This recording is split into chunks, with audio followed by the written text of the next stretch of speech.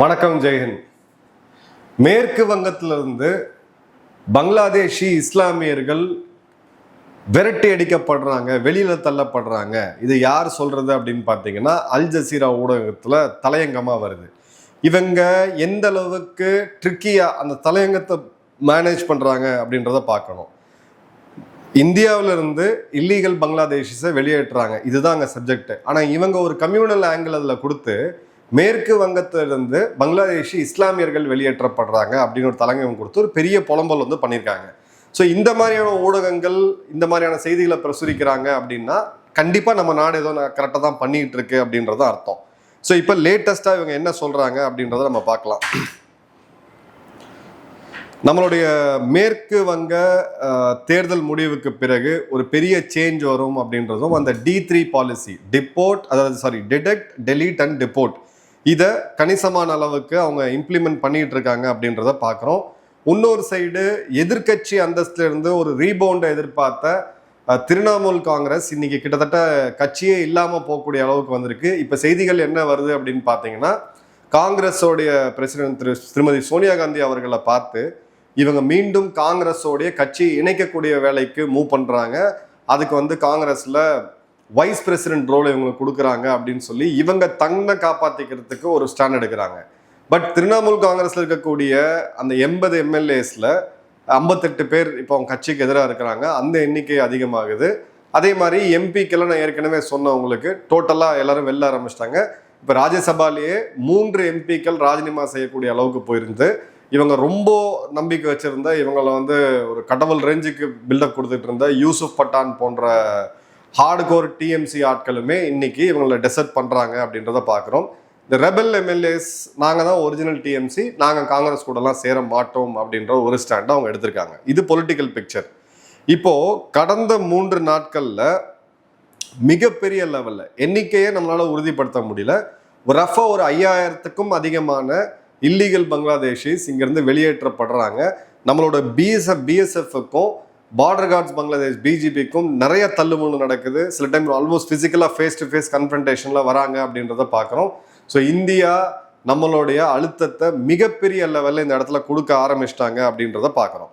இப்போ 4 முக்கியமான காரணங்கள். ஃபர்ஸ்ட்டு, பங்களாதேஷிகள் இந்தியாவுக்குள்ளே ஏன் வராங்க? Economic reality. எல்லாருமே சொல்றது இவங்களோட ஓன் எம்பி டிஎம்சியோடைய திருமதி மௌவா மேத்ரா அவர்கள் என்ன சொல்லியிருந்தாங்கன்னா, நம்மளை விட பெர் கேபிட்டா ஜிடிபி பங்களாதேஷ்ல அதிகமா இருக்கு, பங்களாதேஷ் இந்தியாவோட ஒரு பெட்டர் கண்ட்ரி அப்படின்னாங்க. அப்போ பெட்டர் கண்ட்ரினா அப்போ இந்தியாவில இருந்து தான் பங்களாதேஷுக்கு போகணும், அதான் லாஜிக்.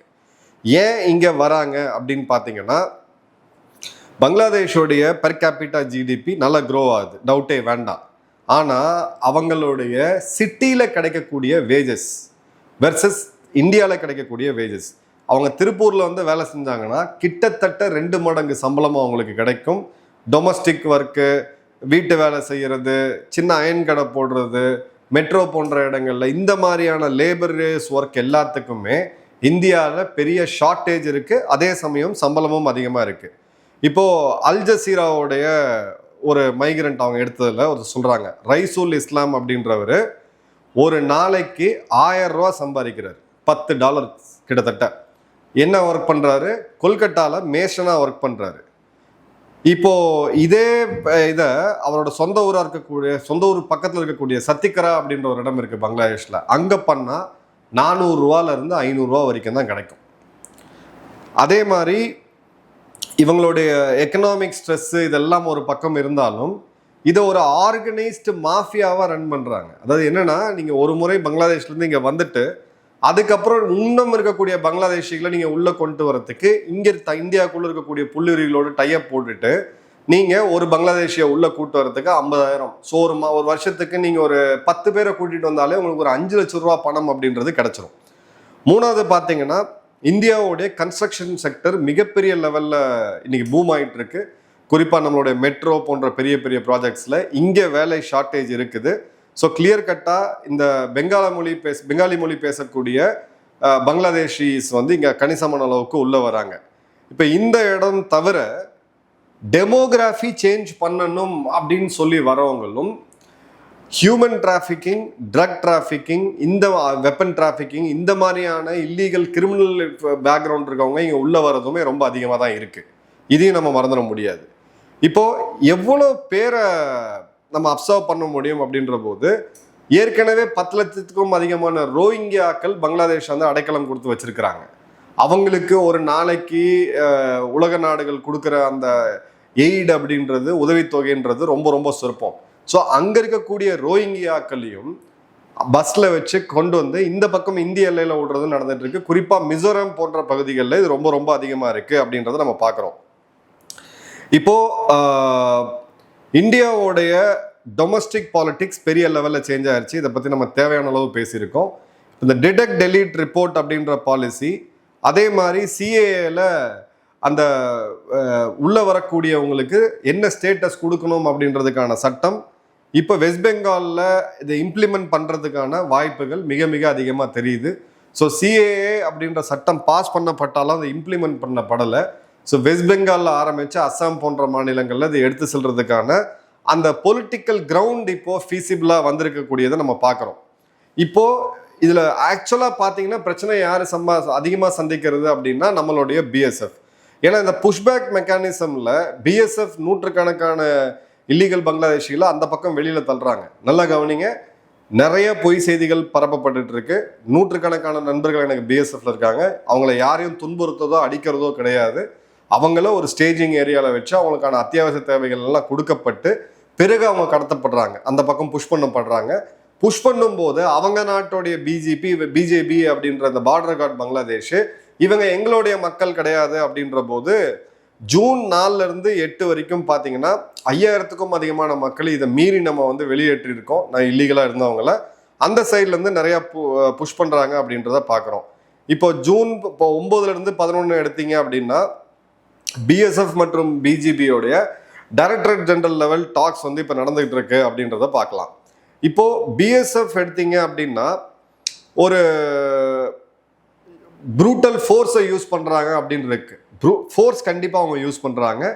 அத்துமீறி உள்ள நுழையிறவங்க, குறிப்பாக கால்நடை கடத்தல், போதைப் பொருள் கடத்தல், பெண்கள் அங்கேருந்து கடத்தி எடுத்துகிட்டு வந்து தவறான வேலைகளை பண்ணுறது, இந்த மாதிரி இடங்கள்ல 2025 34 பேரை பிஎஸ்எஃப் வந்து சுட்டு கொண்டிருக்கு.